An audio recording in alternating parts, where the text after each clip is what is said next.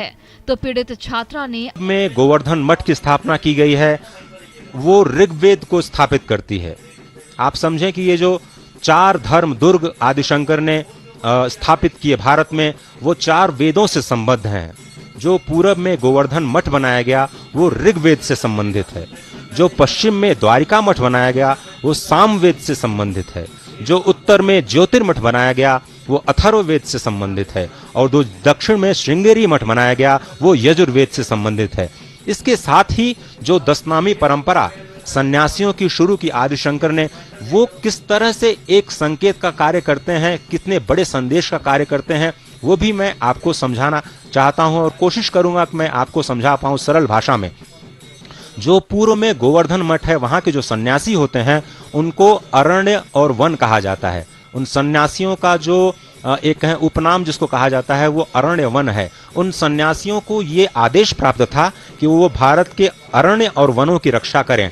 अरण्य और one, one वृहद होता है और अरण्य छोटा होता है, तो छोटे वन को आप अरण्य कहते हैं और बड़े अरण्य को वन कहते हैं। तो किस तरह से हमारी प्रकृति सुरक्षित रहे, भगवान आदिशंकर ने पूर्व में गोवर्धन मठ में जो सन्यासी बनाए उनको अरण्य और वन की सुरक्षा का कार्य दिया। जब वो पश्चिम में गए, सामवेद से संबंधित जो उन्होंने द्वारिका मठ स्थापित किया, वहां पर जो सन्यासी होते हैं वो तीर्थ और आश्रम, यानी जो भारत के तीर्थ हैं उनकी कैसे रक्षा की जाए, जो भारत के आश्रम हैं, जो वर्णाश्रम व्यवस्था है उसकी कैसे रक्षा की जाए, जो गुरुकुल व्यवस्था है उसकी कैसे रक्षा की जाए, उनको ये दायित्व सौंपा गया। जब उत्तर में ज्योतिर्मठ पहुंचे तो वहां के जो सन्यासी होते हैं उनको गिरि, पर्वत और सागर, ये 3 उपनाम दिए जाते हैं। ये भी प्रकृति से संबंध रखते हैं। किस तरह से हम अपने गिरि को बचाएं, किस तरह से हम अपने पर्वत को बचाएं, किस तरह से हम अपने समुद्र और सागर को बचाएं, ये बहुत ही महत्वपूर्ण हो जाता है। दक्षिण में जब हम जाते हैं तो जो सन्यासी परंपरा हमको मिलती है उसमें सरस्वती, भारती और पुरी जो शिक्षण संस्थान हैं उनको कैसे बचाया जाए। जो उच्च शिक्षण संस्थान हैं उसमें सरस्वती और जो प्राथमिक शिक्षण संस्थान हैं उसमें भारती, उनको ये दायित्व दिया गया कि कैसे आप शिक्षण संस्थानों का शोधन करें और उनका रक्षण करें। पुरी नाम के जो सन्यासी होते हैं अंतिम दशनामी परंपरा में, वो भारत की जो अष्टपुरियां कही गई हैं उनके संरक्षण का कार्य दिया गया। तो आदिशंकर ने ये जो 4 धाम स्थापित किए, देश के चारों दिशाओं में जो 4 वैष्णव धाम स्थापित किए, हालांकि उनको शंकर का अवतार माना जाता है और शंकर को सबसे बड़ा वैष्णव भी कहा जाता है। और आदिशंकर ने देश के चारों दिशाओं में जो 4 वैष्णव धाम की स्थापना की, उसमें पुरी में जगन्नाथ धाम, पश्चिम में द्वारिका धाम, उत्तर में बद्रिकाश्रम और दक्षिण में रामेश्वरम धाम। और दूरदर्शन परिवार की तरफ से आज हम 4 धाम और 12 ज्योतिर्लिंग के साथ देश के महत्वपूर्ण 87 स्थानों के साथ जुड़े हुए हैं। और ये तस्वीरें सीधे तौर पर जो देश के कोने कोने में जो आध्यात्मिक ऊर्जा है उसको और भी उत्प्रेरित करने का कार्य कर रही हैं। और मंदिर के ठीक पीछे का दृश्य इस वक्त आपको सुमेरु पर्वत के रूप में नजर आता है, और इसी सुमेरु पर्वत का एक हिस्सा गंधमादन पर्वत भी है। भगवान शिव की जब हम बात करते हैं तो भगवान हनुमान अनायास ही आ जाते हैं, और गंधमादन पर्वत पर आज भी कहते हैं कि कलयुग में भगवान हनुमान साक्षात विराजमान हैं, और साक्षात विराजमान हैं और इसलिए भक्तों को साक्षात दर्शन भी देते हैं। यहीं पर गंधमादन पर्वत में कदली का वन। और आज भी, अब मैं फिर से शंकराचार्य जो पुरी पीठ के हैं उनको उद्धृत करना चाहता हूं, और उन्होंने ये कहा और उनको मैं कोट करके ये कहना चाहता हूं कि आज भी कदली वन में भगवान हनुमान श्री राम लला की लीलाओं का दर्शन करते हैं, और जो जितने गंधर्व और यक्ष हैं उनको रामलीला करके दिखाते हैं। और वो यत्र यत्र रघुनाथस्य कीर्तनम तत्र तत्र कृतमस्तकांजलिम बाष्पवारि परिपूर्ण लोचनम मारुतिम नमत राक्षसांतकम। जहां जहां भगवान राम का कीर्तन होता है वहां भगवान शिव हनुमान के रूप में अपने भक्तों के साथ विराजमान होते हैं। वो गंधमादन पर्वत भी इसी सुमेरु पर्वत का ही हिस्सा है, जो इस वक्त आप अपनी टीवी स्क्रीन पर इस मंदिर के पीछे का पार्श्व भाग देख रहे हैं। और हम बात कर रहे थे भगवान शंकर की। आदिशंकर 507 ईसा पूर्व जो केरल में कलड़ी स्थान है वहां पर जन्मे। उनके पिता शिवगुरु और आर्यम्बा मां वहां से उत्पन्न। इतना आप समझे कि 5 साल में उनका यज्ञोपवीत हुआ और 8 साल में उन्होंने संन्यास ले लिया। सिर्फ 8 वर्ष की छोटी अवस्था में उन्होंने संन्यास लिया, और वो कार्तिक शुक्ल एकादशी को गोविंद भगवत पाद से उन्होंने संन्यास की दीक्षा ले ली। जो भगवान शंकर के, जो आदि शंकर के जो रचनाएं हैं उनको प्रस्थानत्रयी कहा जाता है। आज के संदर्भ में अगर हम बात करें तो श्रीमद् भगवत गीता जो कि महाभारत से हमें प्राप्त है, उसका भाष्य आदि शंकर ने किया। उपनिषदों का भाष्य आदि शंकर ने किया। ब्रह्म सूत्र का भाष्य आदि शंकर ने किया। और यही तीन, गीता, ब्रह्म सूत्र और उपनिषद, इसी को प्रस्थानत्रयी कहते हैं, जिसको हम संक्षेप में कह सकते हैं कि आदि शंकर की रचनाएं जो हैं वो इस विश्व को देन है। क्या कुछ है? कालक्रम से जो विलुप्त ज्ञान है उसको भगवान आदि शंकर ने प्रकट किया। जो कालक्रम से विकृत ज्ञान है उसको भगवान आदि शंकर ने विशुद्ध किया और अपनी अद्भुत मेधा शक्ति से चारों धाम की प्रतिस्थापना की।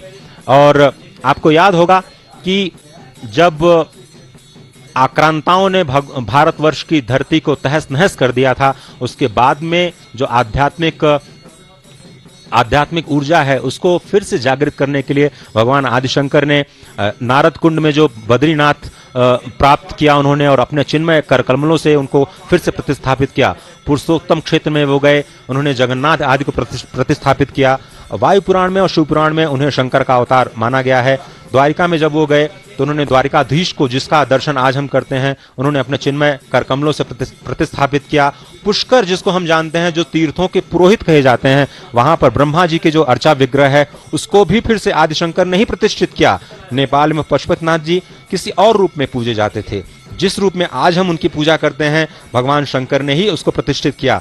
और ये जो चारों धाम हैं जिनकी प्रतिस्थापना उन्होंने की, स्थूल शरीर में अगर हम अपने शरीर में देखें तो योग शिखोपनिषद में ये स्पष्ट तौर पर कहा गया है कि जो हमारे शरीर में 7 चक्र हैं उसमें ही 4 धाम हैं। तो एक तरह से जो हमें बाह्य रूप में 4 धाम नजर आते हैं वो हमारे अपने शरीर के अंदर अवस्थित हैं। हमें सिर्फ उन्हें पहचानने की जरूरत है और उस पहचानने के लिए ही साधना करनी पड़ती है। और उसी साधना में रत अभी आप देख रहे हैं प्रधानमंत्री आदिशंकर की जो प्रतिमा है उसमें अपनी मानस पूजा कर रहे हैं और लगातार विश्व की शांति के लिए प्रार्थना कर रहे हैं। विशाल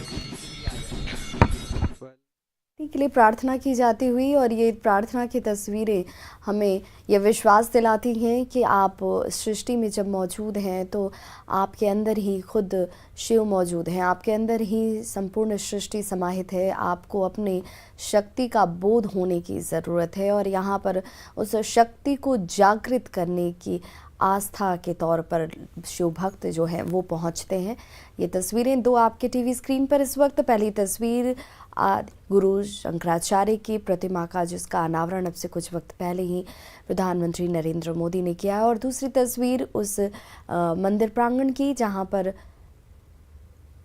भोलेनाथ के दरबार में प्रधानमंत्री नरेंद्र मोदी मौजूद रहे और उन्होंने यहां पर पूजा अर्चना करने के बाद परिक्रमा की। और ये वो अलौकिक मंदिर के दर्शन जहाँ पर पहुँचने मात्र से ही कहते हैं कि आपके कष्टों का निवारण हो जाता है आपको। और यहाँ देखिए इस वक्त आराधना करते भगवान और गुरु आदि शंकराचार्य, इस तरह से आपने जिक्र किया। अभी कुछ दिनों पहले हमने राष्ट्रीय एकता दिवस मनाया। राष्ट्रीय एकता दिवस के दिन हमने संपूर्ण राष्ट्र को एक सूत्र में पिरोने का वचन लिया, अपनी प्रतिज्ञा ली। और उसी भारत को एक सूत्र में पिरोने का, आध्यात्मिक रूप से एक माला में पिरोने का कार्य जो भगवान शंकर ने किया, वो उसी राष्ट्रीय एकता को और भी आगे बढ़ाने के लिए, उसी राष्ट्रीय एकता को और भी ज़्यादा मजबूत करने का संदेश देती है। अगर हम शंकर की बात करें तो शंकर की जो रचनाएं हैं वो हमें यही संदेश देती हैं कि हम किसी में कोई भी भेद न करें। जो अद्वैत का उनका सिद्धांत है वो स्पष्ट तौर पर यही कहता है कि कोई न इस संसार में न कोई छोटा है न कोई बड़ा है, सभी उसी ब्रह्म के स्वरूप हैं। और जो भारतीय संस्कृति के लिए तप उन्होंने किया, जो भारतीय संस्कृति सब कुछ को ग्राह्य करती है, सभी को आत्मसात करती है, सभी को साथ लेकर के चलती है, और यही तो नए भारत का आधार है जिसकी बात लगातार प्रधानमंत्री करते हैं, जो कहते हैं कि हम सबका साथ, सबका विकास, सबको साथ लेकर के और सबके प्रयास से भारत का निर्माण करेंगे। और इसी संस्कृति की जो आधारशिला या फिर कहें एक माला में पिरोने का कार्य जो आदिशंकर ने किया, वो स्पष्ट तौर पर सभी कुछ को ग्राह्य करते हुए, सबको आत्मसात करते हुए आगे बढ़ती है।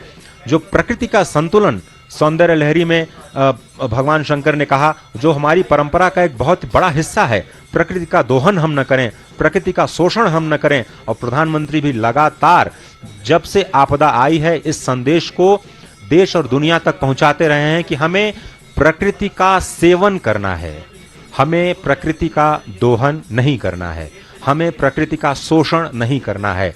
लेकिन आज विकास की अंधी दौड़ में हम देख रहे हैं कि बहुत सारे राष्ट्र ऐसे हैं जो कार्बन उत्सर्जन के मामले में बहुत आगे हैं। आप ये कहें कि जो पंच तत्व हैं वो धीरे धीरे विकृत होते जा रहे हैं।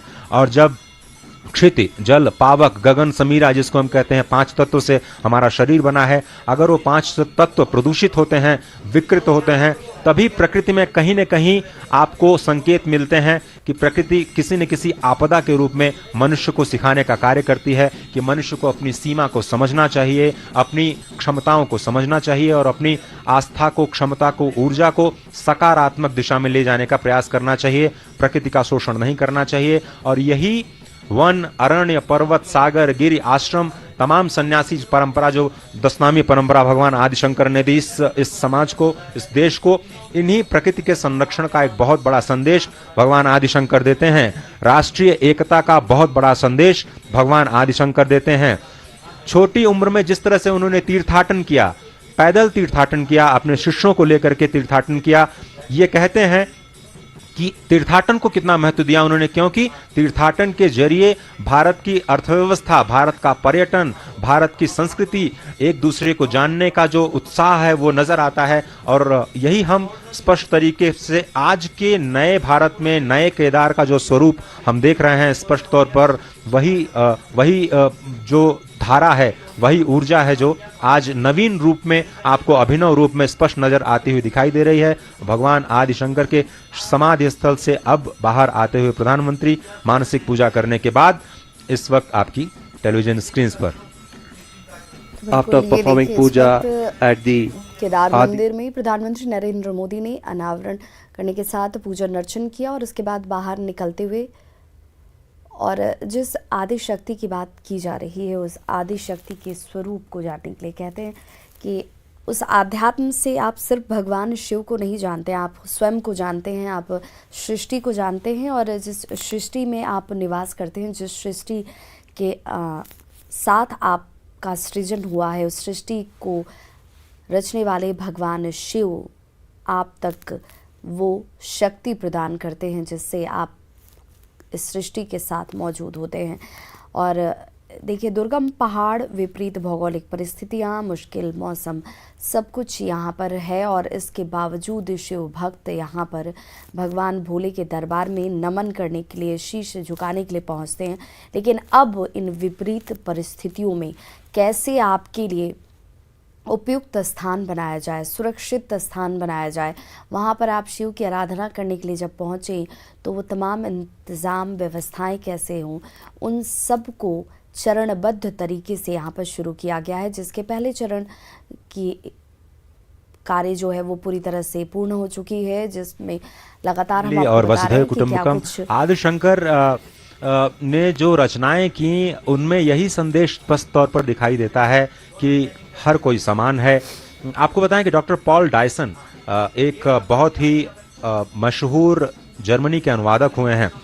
जब उन्होंने भगवान आदिशंकर के ब्रह्मसूत्र शंकर भाष्य का जर्मन में अनुवाद करना पड़ा, तो उन्होंने स्वयं लिखा कि पूरे भाष्य को उनको 30 बार पढ़ना पड़ा, जबकि वो इतने बड़े विद्वान थे।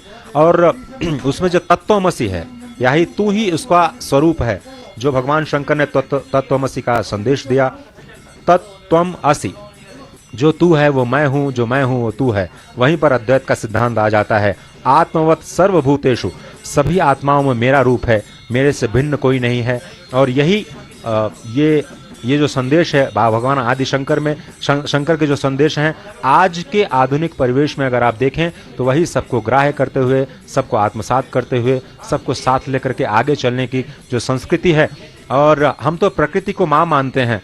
यहाँ हिमालय जो है, हिमालय की जो पुत्री हैं उनको हम जगत जननी के रूप में मानते हैं। माँ पराम्बा भवानी जो इस वक्त ज्योतिर्लिंग में अवस्थित हैं, उनको हम अपनी माँ मानते हैं। तो हमें तो ऐसा लगता है विशाल कि हम अपने ननिहाल आए हैं, अपनी माँ के घर आए हैं, अपनी माँ के आंगन में आए हैं। Well, absolutely, Ajay, and I can see you've been बिल्कुल, तो enjoying your stay ये जो here. तस्वीर देख रहे हैं, कहते हैं कि बिल्कुल सृष्टि जो है वो हम सबकी पालन करता है, यानी वो उस माँ के स्वरूप में है जो हमें अपने गर्भ में शरण देती हैं, अपने गर्भ में हमारा सृजन करती हैं और उसके बाद हम सृष्टि में मौजूद होते हैं।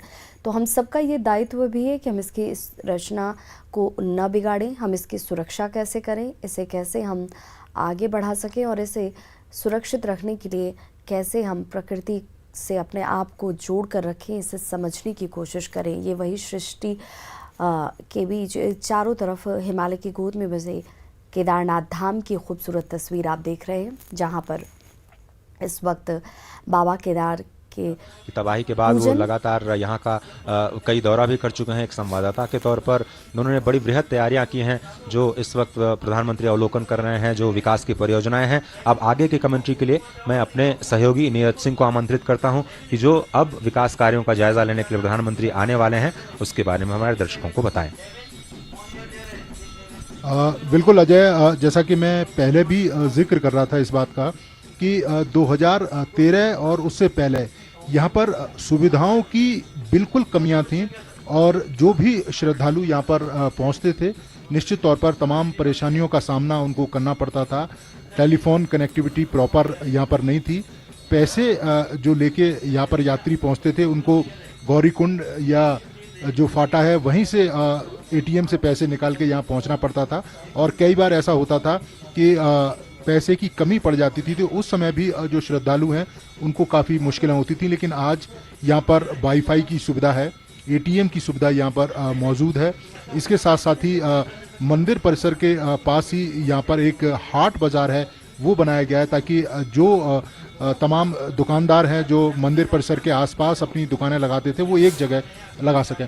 इस समय आपको हम बता दें कि प्रधानमंत्री जो सरस्वती आस्था पथ है जो करीब 500 मीटर के आसपास है और जो सरस्वती नदी के बिल्कुल साथ साथ बनाया गया है और काफ़ी चौड़ा ये आस्था पथ है, क्योंकि बड़ी संख्या में जो श्रद्धालु यहाँ पर पहुँचते हैं उनकी एक इच्छा होती है कि जो मंदाकिनी और सरस्वती नदी है वहाँ पर जाकर वो आचमन कर सकें, उसका स्पर्श कर सकें। तो इस समय प्रधानमंत्री आस्था जो पथ है वहाँ पर जो निरीक्षण के जो कार्य हुए हैं उनका निरीक्षण करते हुए कि कितने तेजी से उन कार्यों को संपन्न किया है विकास।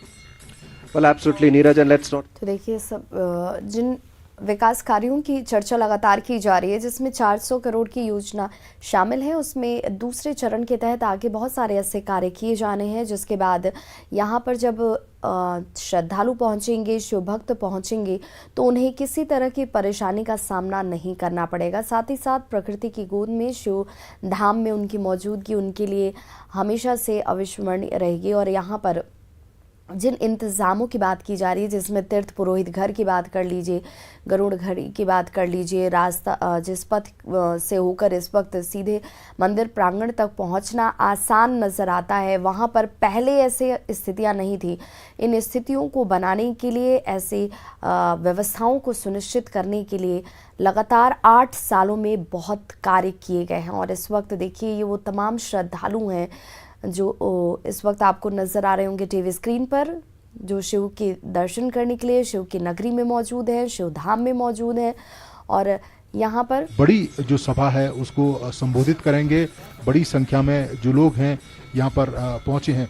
जैसा कि मैं जिक्र कर रहा था कि प्रधानमंत्री उन कार्यों का निरीक्षण कर रहे हैं जो कार्य यहाँ पर हो चुके हैं और इसके अलावा जो द्वितीय चरण में जो कार्य यहाँ पर चल रहे हैं कि वो किस गति से कार्य आगे चल रहे हैं, किस गति से उन कार्यों को पूरा किया जा रहा है, किन किन तरीकों से उन कार्यों को किया जा रहा है, तो वो तमाम निरीक्षण प्रधानमंत्री करते हुए और उन्हीं निरीक्षणों के माध्यम से दिशा निर्देश भी प्रधानमंत्री उन तमाम लोगों को और इंजीनियरों को दे रहे हैं कि किस तरीके से इस काम को करना है, क्योंकि इस धाम की पवित्रता है उसको बरकरार रखना है और इसके अलावा श्रद्धालुओं के लिए तमाम तरह की जो सुविधाएं हैं वो करना है। जैसा कि मैं जिक्र भी कर रहा था कि केदारनाथ से भैरव घाटी के लिए जो रास्ता था वो काफ़ी मुश्किलों भरा था और सरस्वती नदी और मंदाकिनी से होकर वहाँ तक जाना पड़ता था। तो जो बुजुर्ग श्रद्धालु होते थे उनके लिए एक बड़ी कह सकते हैं कि चैलेंजिंग ये यात्रा रहती थी। लेकिन अब जो प्रथम चरण के तमाम जो कार्य यहाँ पर नई केदारपुरी में किए गए वो पूरे हो चुके हैं और उसी में करीब 1.5 किलोमीटर जो लंबा जो रास्ता है भैरव घाटी तक पहुँचता है जो केदारनाथ से, वो पूरा हो गया है और वहाँ पर एक ब्रिज है उसको बनाया गया है ताकि जो श्रद्धालु यहाँ पर पहुँचे उन्हें किसी तरह की परेशानी ना हो और वो भैरव घाट में भैरव बाबा के दर्शन कर पाएं। अजय।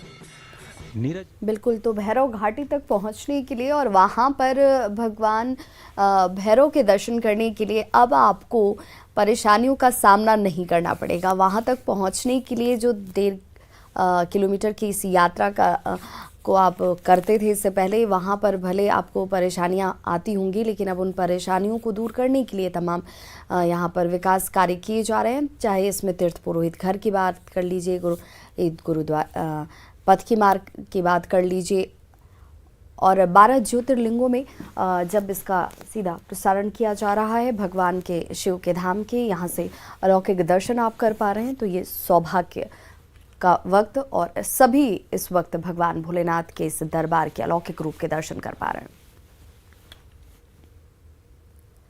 और एक छोटा सा अंतराल फौरन हो रहे हैं वापस, बने रहिए हमारे साथ।